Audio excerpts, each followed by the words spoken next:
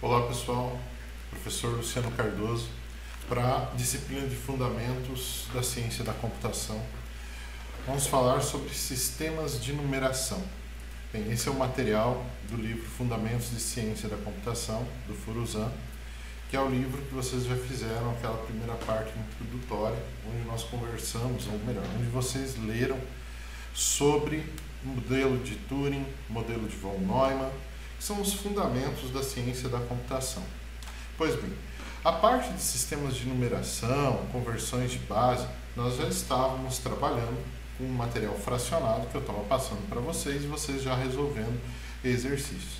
O que vai ter a mais nessa aula serão os conceitos relevantes a sistemas posicionais, não posicionais. São conceitos que vocês já estão intuitivamente trabalhando nas conversões de base que vocês já fizeram. Vamos ver a conversão de base de números fracionários também, que é bastante simples, pois segue também a mesma lógica da conversão de base da parte integral. Eu vou chamar de parte integral ou parte inteira, tudo aquilo que vem antes da vírgula, que nesse material vai ser utilizado como um ponto, né? O material está em língua inglesa, e para o nosso sistema é usado vírgula. Pois bem, então vamos começar aqui. Então nós temos que os sistemas de numeração são basicamente sistemas posicionais hoje utilizados atualmente, por serem muito mais práticos e terem muito mais possibilidades. Então, o que quer dizer essa questão de posição no sistema? Então, quer dizer que o número ele é representado de forma diferente conforme for o seu sistema de numeração e base. Então, aqui nós temos, né, um número com base hexadecimal, um número com base octal, um número com base decimal, tá?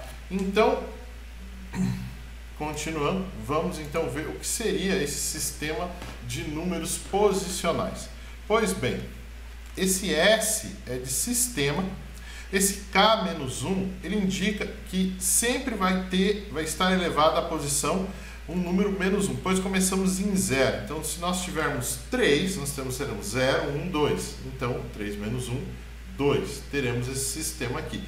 Nesse caso aqui, pessoal, ó, ele está colocando também essa questão de positivo e negativo, tá? E aqui tudo aquilo que vem após, tá? Aqui nós temos essa questão de ter algo após um ponto ou uma vírgula, tá? Onde vai sendo menos 1, menos 2 e assim sucessivamente. Beleza? Vamos entender então como funciona aqui. Lembrando, no sistema decimal nós temos os dígitos de 0 a 9, tá? Na base binária nós temos, não, ainda não, na base decimal seria a nossa base, nós temos de 0 a 9 e temos, esses são os nossos dígitos que nós vamos estar trabalhando. Isso a gente já trabalhou na aula de história, onde provavelmente essa questão de usarmos a base decimal advém do nosso número de dedos. É uma das hipóteses mais aceitas. Então nós temos os números inteiros, tá? O que seriam todos os números inteiros? Todos os números inteiros que vêm do ponto da vírgula em diante. Também é uma situação já conhecida para vocês. Então aqui ele está explicando como que você decompõe esse número inteiro, tá? Através de sucessivas multiplicações pela base. Então nós temos aqui o 2 elevado à base 10, porque a posição é 2, então ó, 224, 0, 1 e 2.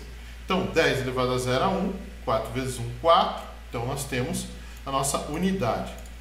2 elevado a 10 elevado a 1, 10 elevado a 1 é 10, 2 vezes 10, nós temos 20, que é a nossa dezena.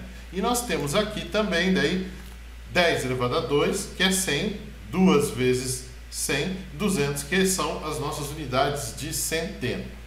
Nada que a gente já não tenha visto anteriormente. Aqui, um número um pouco maior, negativo, 7.508, mesma situação, manteve o sinal negativo e foi decompondo parte a parte. Tá? E temos essa questão dos números reais, né? Que são números com uma parte positiva e negativa, mais a parte fracionária. Então aqui, pessoal, se vocês repararem, o que tem? Nós estamos elevando depois da vírgula sempre a 10 elevado a menos 1, 10 elevado a menos 2. Olha só como está acontecendo aqui. Tá? Nós temos o número positivo 24,13. Tá? Nós temos a nossa parte decimal inteira, que nós já conhecemos, e aqui nós temos a nossa parte fracionária sendo decomposta. O que está acontecendo aqui? Nós temos o primeiro, tá? 1 vezes 10 elevado a menos 1, mais 3 vezes 10 elevado a menos 2. Então a gente vai ter 10 vezes 0,1 e 3 vezes 0,01. Ou seja, nós temos a nossa parte de decimal sendo feita dessa forma aqui. E no sistema binário, no sistema de base 2, onde nós temos nesse conjunto 2 dígitos, o 0 e o 1. Pois bem, como nós já vimos, né, nós vamos ter aqui, só que agora mudou a base. A base é 2, tá certo? Nós também já vimos isso. E como é que você vai decompor esse número binário? Ou melhor ainda, agora essa decomposição nós vamos usar para transformar o 25, tá? Transformar esse número binário para que é o mesmo 25 em decimal. Então vamos ver aqui embaixo como isso vai acontecer. Nós já vimos que temos a tabela onde nós vamos montando, mas vamos vendo a seguinte situação aqui, onde tem 1, que é 2 elevado a... Lembre-se, normalmente o número que é ímpar, ele tem essa questão do 2 elevado a 0 aqui. Então, 2 elevado a 0, não vai ter esse outro aqui. Lembre-se, imagine que nós teríamos a tabela aqui em cima, 0, 0, 2 elevado a 3 e 2 elevado a 4. Então, se a gente for somar aqui, ó, vai ter 1, 0, 0, 2 elevado a 3 e 2 elevado a 4 vai ser o número necessário para calcular o 25. Vamos seguir adiante, tá? Mesma coisa com o número com a parte fracionária. Só que aqui, ó, nós temos 2 elevado, 1 vezes 2 elevado a menos 1 e 1 vezes 2 elevado a menos 2. Tá certo? Continuando. E no hexadecimal? Também a gente já viu essa situação. Mesma coisa, só que daí, ó, a partir do 10, 11, 12, 13, 14 e 15. Então, é um sistema que vai do 0 ao 15 com 16 dígitos. Mesma situação que já foi vista de conversão, tá? 16 elevado a 0, 16 elevado a 1, 16 elevado a 2, para fazer a conversão do 686. Beleza? Base octal, mesma situação. Temos aqui, ó, a mesma situação, só que a base agora é 8. Então, olha só. O número 1256 em octal convertido para decimal vai ser o 686.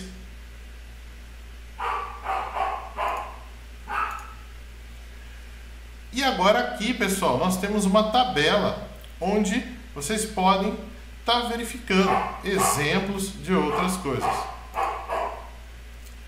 Mesma coisa, uma tabela.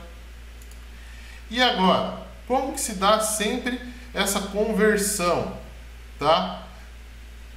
De n base, ou seja, qualquer base para decimal.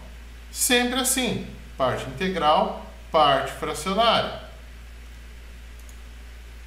Temos aqui o exemplo da conversão do 110,11 ou 110,11 na base 2 para 6,75 na base decimal. Temos aqui o exemplo, ó, 2 elevado a menos 1, como é que é? É 1 sobre 2 elevado a 1, fica meio. E assim sucessivamente. Aqui vai dar 1 sobre 2 elevado a 2, que vai dar 1 sobre 4. 1 sobre 4, 0,25. Tá? Vamos lembrar dessa matemática básica. Questão, o número 1A.23 na base 16 para decimal. Mesma situação está aqui acontecendo.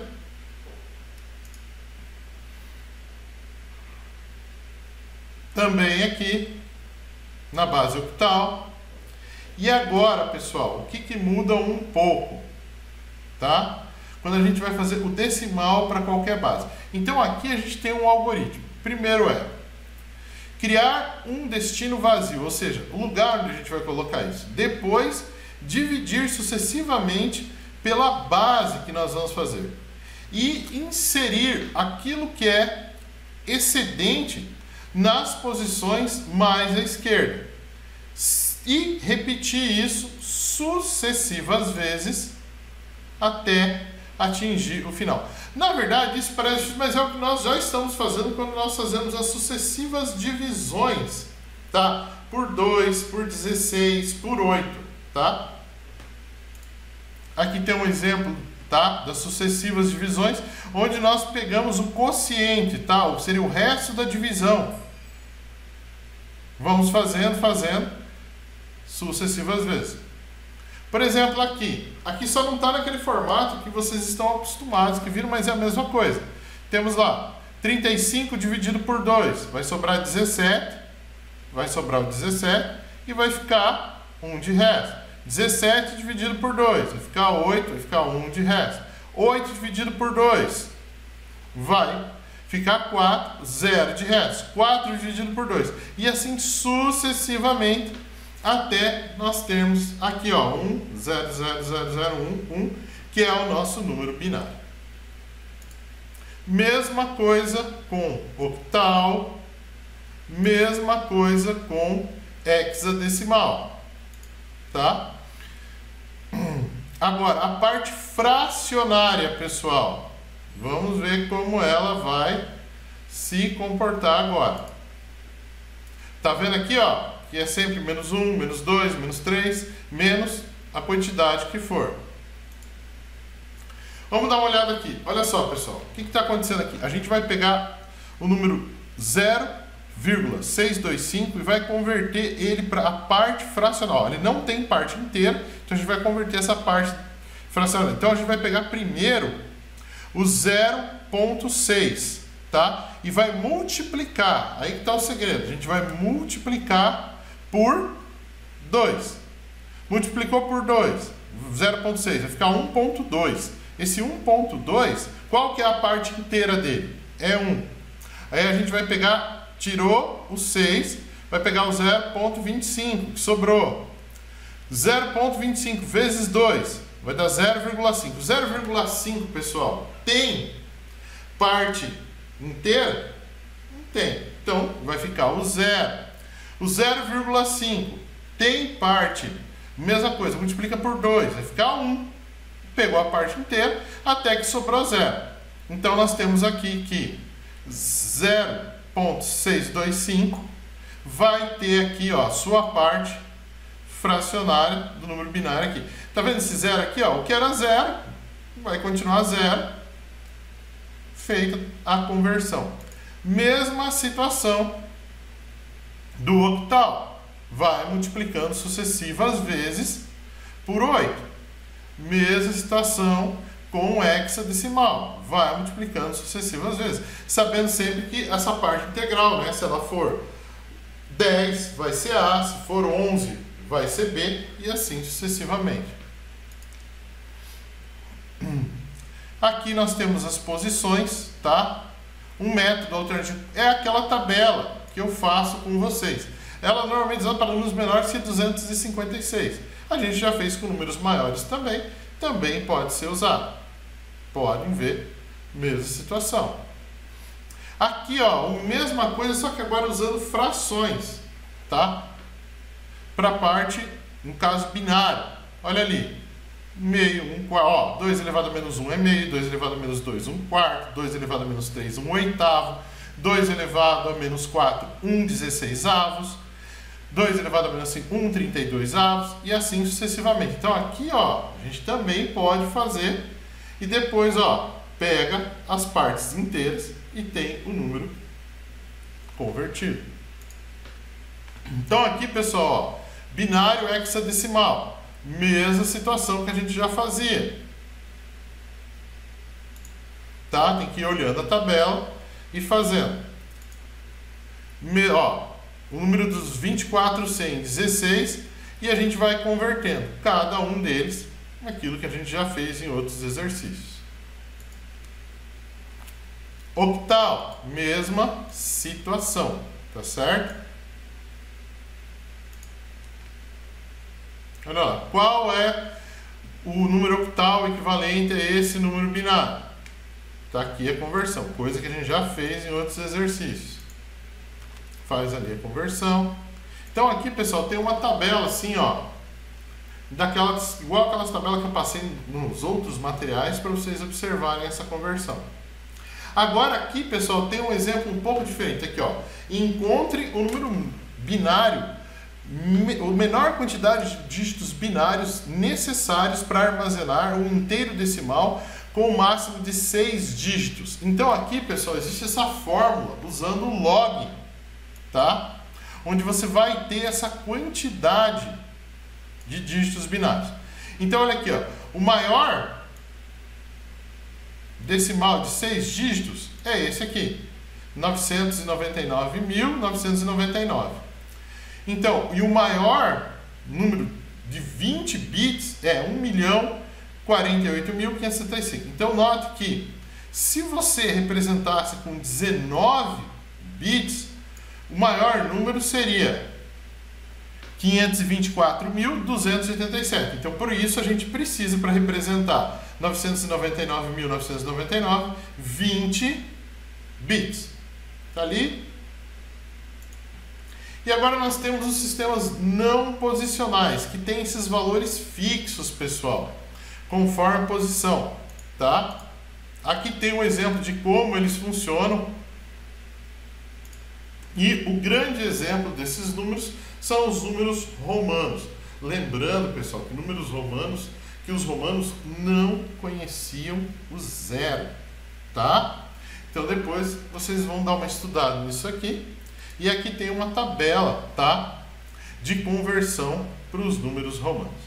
Pessoal, vou deixar esse material com vocês, tá? E vou estar passando os exercícios desse segundo capítulo para vocês fazerem, tá certo? E mais instruções pelo meio usual.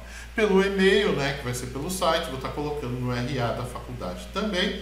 E depois vou estar passando as respostas, assim como hoje eu também vou estar passando as respostas daquela aula de introdução, daquele material de introdução que eu coloquei para vocês.